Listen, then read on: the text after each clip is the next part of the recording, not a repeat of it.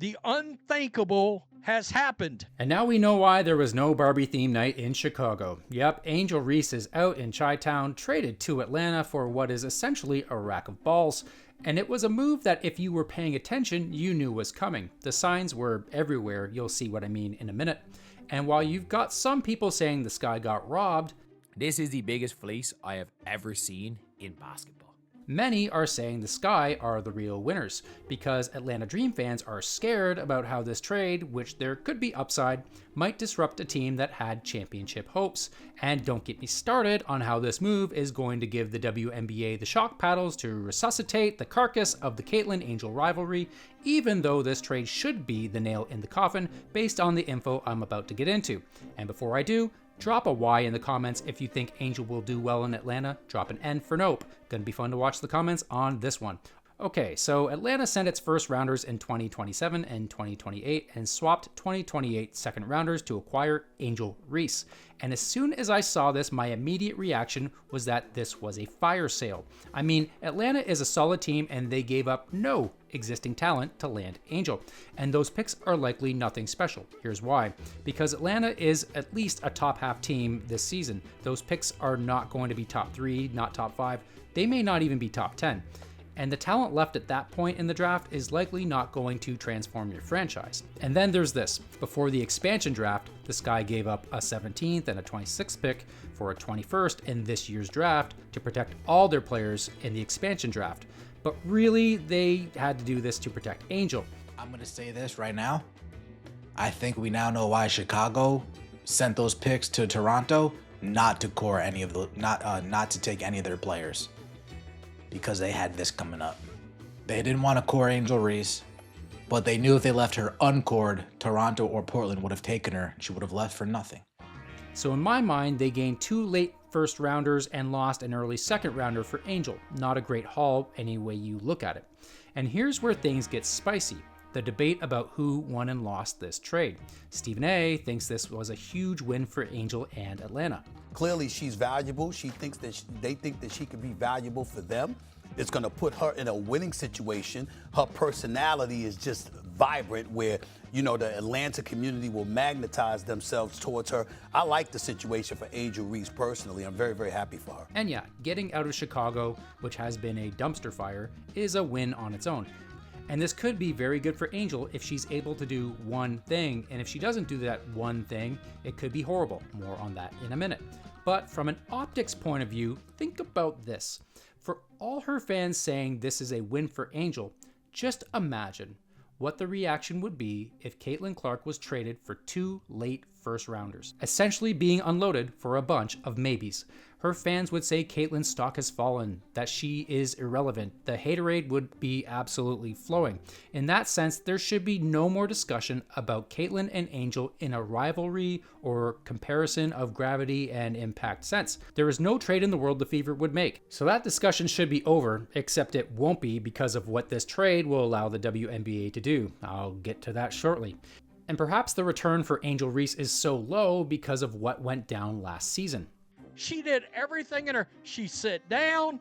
She wouldn't play. You name it. Honestly, drowned her teammates. What made you think she wanted to be there? She straight up threw her team under the bus, said the Sky management needed to surround her with better players in order to compete, basically said that Courtney Vandersloot, who just suffered an ACL tear, was not part of the future, and it got so bad that she was suspended by her own team for a half, just sitting awkwardly on the bench, something that I've never seen before. And then she started having back issues and sat out the rest of the season. At this point, everyone with a pulse could see that she wasn't coming back to Chicago. Think of it this way. As much as we talk about the old guard and how they've made life challenging for Caitlin Clark and all her fans by demanding respect, don't think that doesn't apply to Angel as well.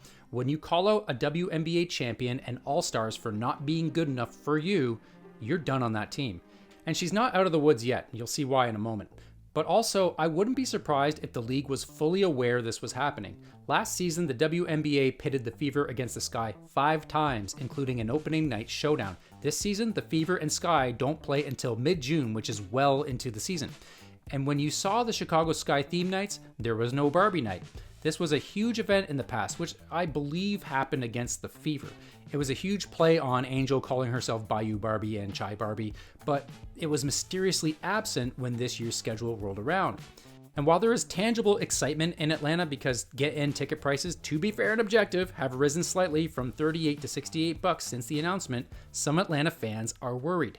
Look, I actually don't think there will be a problem with Angel on the court. She can contribute. She got better last season after a horrendous early stretch when the Mean Bounds moniker took off and became one of the top stories in the league, other than the rubber objects being thrown on the court. Anyway, the real concern is all the stuff I just mentioned a few minutes ago about the locker room drama.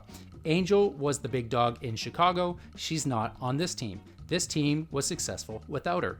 And while I don't know how she'll adapt to her new environment and how everyone will gel, there are concerns that the Dream, which again is a legitimate championship threat, may have players who don't want to deal with their baggage.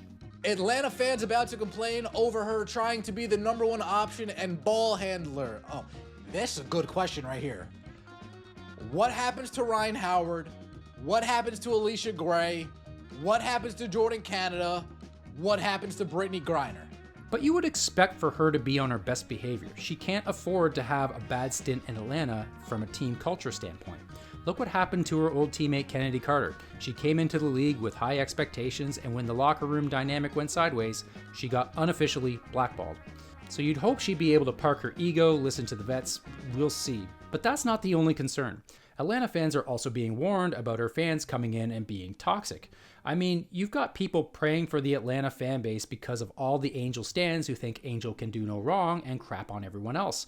So when you add up the internal and external culture concerns, there are many out there saying that the Sky, despite getting little of tangible value, won by addition, by subtraction.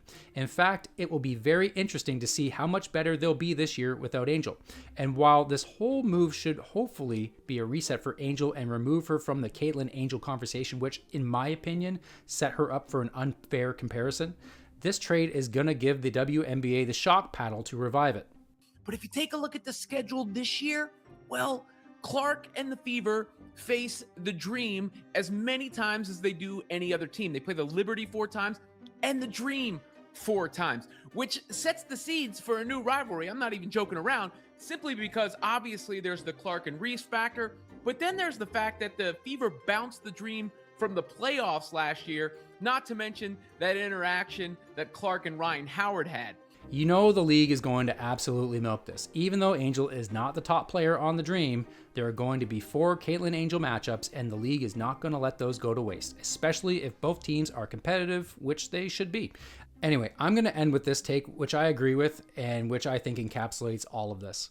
And there's no way either that Atlanta is Angel Reese's first choice. I'm sorry, like no facility or no like major facility. They don't even play on a wooden court. They play in front of 3,000 fans. There is no way in hell that this was the first choice from Angel Reese either. Maybe Angel did not want to go to Atlanta and you trade her out of spite. Angel Reese is easily one of the biggest names in the game, biggest social media following, super young, entering her 3rd season, room for improvement. And she got unloaded for virtually nothing of impact. And while Atlanta is far from a small market population-wise, Mick's right. It's the smallest arena in the league, and you'd think she'd rather go to New York or LA or somewhere with a bigger spotlight. But again, this could be the best possible situation for her. With the franchise, but when you look at her fit in Atlanta, assuming they can keep the rest of that roster intact, they didn't give anything up to get her. And they've still got Alicia Gray and Ryan Howard if they keep them in free agency. And they're the perfect type of players to complement Angel because they spread the floor and allow her to do what she does best naturally, which is hit the boards and impact the game with defensive versatility. But as I said, all of that depends on one thing. Can she be okay so early in her career not being the top dog? Can she be a good teammate and not rub the veterans the wrong way? Can she take the demotion? We're going to learn a lot in this situation, specifically how much of that Chicago Sky dumpster fire was her based on how much Chicago improves and whether or not Atlanta regresses. Either way, very interesting start to free agency. Since you're still here, drop a trophy in the comments because you are a winner for watching the whole thing. Thanks for watching. See you next time.